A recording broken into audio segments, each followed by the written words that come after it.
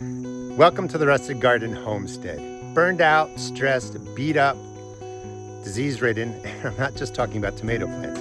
The gardeners and your vegetable garden, in this case tomato plants, really get beat up between 7/15, July 15th, and August 15th. Tends to be when we get burned out, high heat rolls into a lot of gardens, beats up your garden, diseases roll in. But come the end of August, today's August 24th, you can see the tomato plants over my shoulder.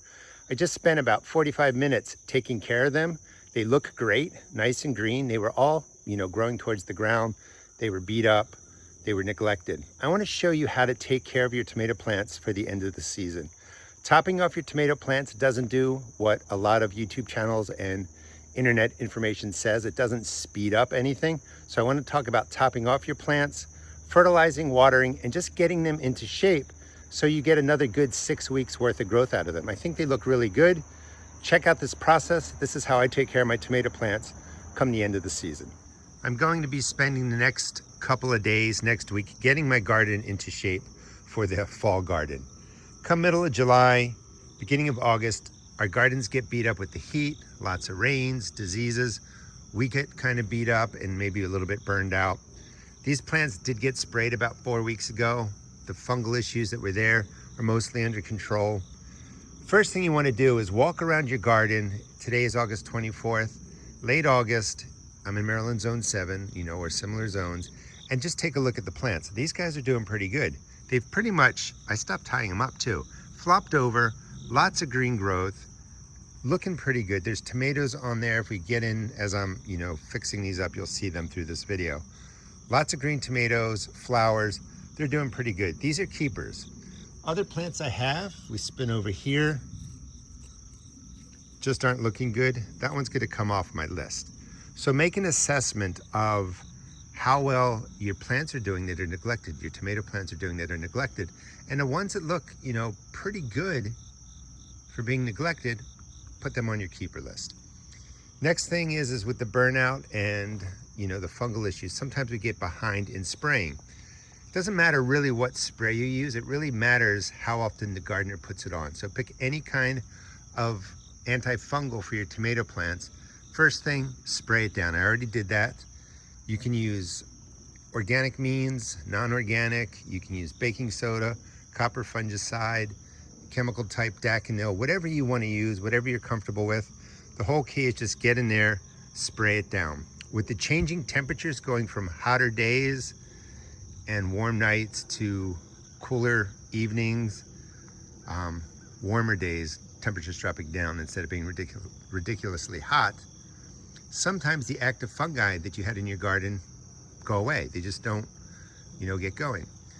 That being said, sometimes cooler temperatures and rain bring in a different fungi. So you do want to get the sprays in, but if you spray them now, I find here in Maryland Zone 7, there's just less disease pressure from August on. I'm also going to get about another anywhere from 5 to 8 weeks worth of tomato growth.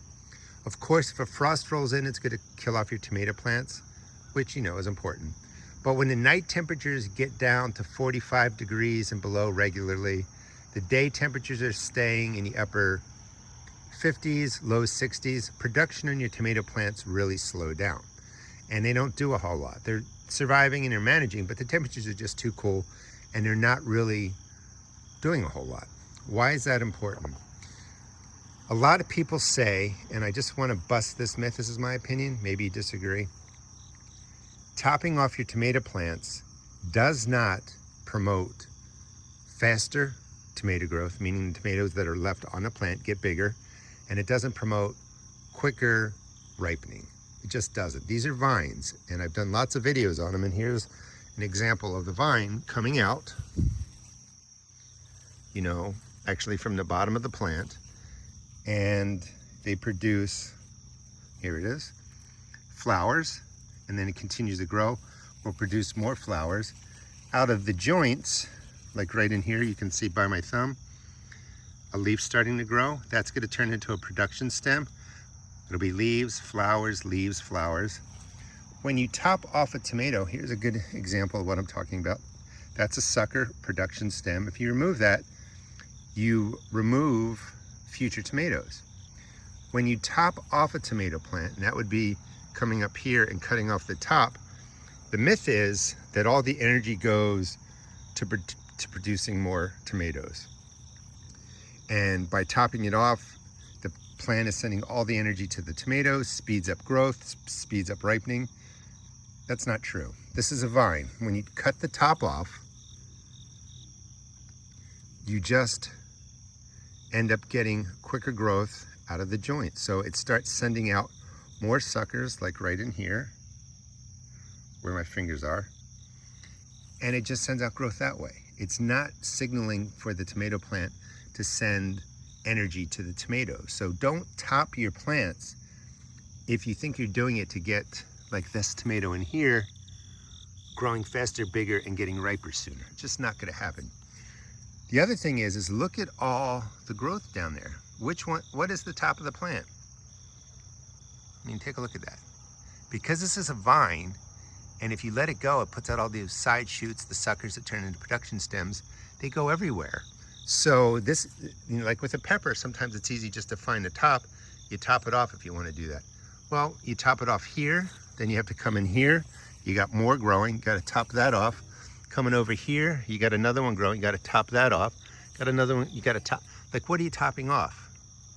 The only reason I really top tomatoes off, and sometimes I just let them fall to the ground, is if you're trellising them up, they get too tall, you top them, and then they put out all the side shoots that produce flowers, and you just change the growth habit of your tomato plant. Now, I know this is a long explanation, but I really wanted to explain to people that topping off doesn't make the tomatoes get bigger sooner, and it doesn't get them to ripen quicker.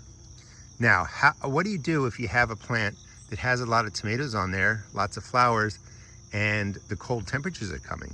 And that's why the 45-degree nights regularly, the cooler days regularly, is what you're looking for. Of course, if a frost rolls in, it's going to kill off the plants. That's not what you're looking for. The plant is going to stop really doing a whole lot when those temperatures get to the numbers that I told you about. If you want to put more energy into growing the tomatoes, and it's like going to be like 3 weeks, 4 weeks out before those temperatures roll in that I just mentioned, start removing flowers. Leave the tomatoes on you want, remove the flowers. The plant isn't going to, send energy to the flowers to produce fruit. And instead of having, let's just say 50 fruit on your plants, you remove the flowers, you take off some of the small tomatoes, you leave on like say 20. Those 20 tomatoes with all this growth will grow more quickly. Perhaps they'll ripen sooner, but they're going to grow more quickly. So as your temperatures are coming where your tomatoes are going to stop growing really, significantly, remove tomatoes, remove flowers, leave on the tomatoes you want, let them grow for that 3 weeks, maybe 4 weeks before the temperatures roll in that shut down production. Your tomatoes will be bigger. But just coming in, topping them off, and figuring out what to top off doesn't increase the size of the fruit or quicken ripening. The leaves that are on here were leaves that had a fungus on them about 4 weeks ago, and I sprayed, they died, and you can see, you can leave the leaves on if you want. A lot of people say remove them. The fungal issues are already on the leaves if they're on other leaves, so it's the spraying that shuts them down. So by spraying future leaves, killed off the fungus. The old fungus was killed off on these leaves, but they were too far gone. Leaves die back, and then you can remove them whenever you want. But I did personally get burned out, had other things come up. I was away for several weeks. So, this is where we're at. Tomatoes stopped getting trellis. So a couple of things to do now. We've sprayed them. We have a plan for removing flowers and fruit. Get in there and give them a huge drink of water. Tomatoes really need a lot of water. That will help the roots get what they need to pull the nutrients. The next thing you want to do, any water-soluble fertilizer right along the base, and I'm not going to show you that. You can do that on your own, save you some time. Just fill up in this space here, probably 3 plants. I would use 2 gallons. Just mix it as the instructions tell you. Soak in the water-soluble fertilizer. I'm not going to put down compost, organic granular. Water-soluble is immediately available to the plants, meaning the NP and K can be used right away. You're going to have the water in there. You're going to have the fertilizer in there. They're gonna have everything they need for the next 4 to 6 weeks. You don't really have to do much more than that. Next thing I'm gonna do is gonna lift the plants up, tie them to the stakes, clean them up just a little bit, and we'll see where that goes. Here's another grouping of my tomato plants, and generally speaking, there's a lot of green there. So they can certainly be saved, in quotes, and over the next 5 weeks, 6 weeks, 7 weeks, I'm gonna get some nice tomatoes out of there. Some of them got really beat up. You may take them off your list, like I was saying. There are some nice tomatoes on there. There's one back there. Other tomatoes are forming, flowers are there. But you're really doing the assessment. And if you can get the spraying down now, you're gonna really halt any fungus that's on the leaves, prevent the future fungus from coming, and you can continue with this great growth, you know, for a good month or so. For tying these up, my main goal is to really get them off the ground. You always want a gap, 12 inches, 30 centimeters between the earth and your tomato plant leaves, because there's a lot of spores and fungi that live in the ground can splash up. With everything overgrown, touching the ground, there's a greater risk for the fungus coming back if it's gonna be around in your garden. I don't wanna spend a lot of time tying each branch up the stake, the post. So I recommend just setting up something like this. If you don't have posts that are tall enough, you just, you know, you have to go out and buy them, or, you know, cut something out of a tree, from a tree, put a stake in right here, and then put another stake in over there. I use metal T-posts. They stay in here 24/7. So when you have a post here and you have a post here and you tie this on tight, as you go up, you're gonna be tying again. It's gonna get tighter. Some of the string becomes loose. So this is a trick. Take the first tie, the first, you know, string from post to post, and tie it really tight. And then tie the other ones on loosely. What you do by pulling this tight, you've bent your posts in, and then you just go ahead and cut the string of the bottom one, and everything should tighten up better. Well, that one's a little bit loose, but you get the idea. This way, and if you've done this before, every time you tie a row of string, you tend to pull the post in closer. The bottom ones get really loose. They slide up and down the post. By tying one really tight, pulling them in, keeping these loose, cut it, they snap back, and this is not gonna move. That's the whole key, is that you wanna be able to put weight on here, and it's not gonna slide up and down. So all I'm gonna be doing is lifting up. I mean, look how big these are.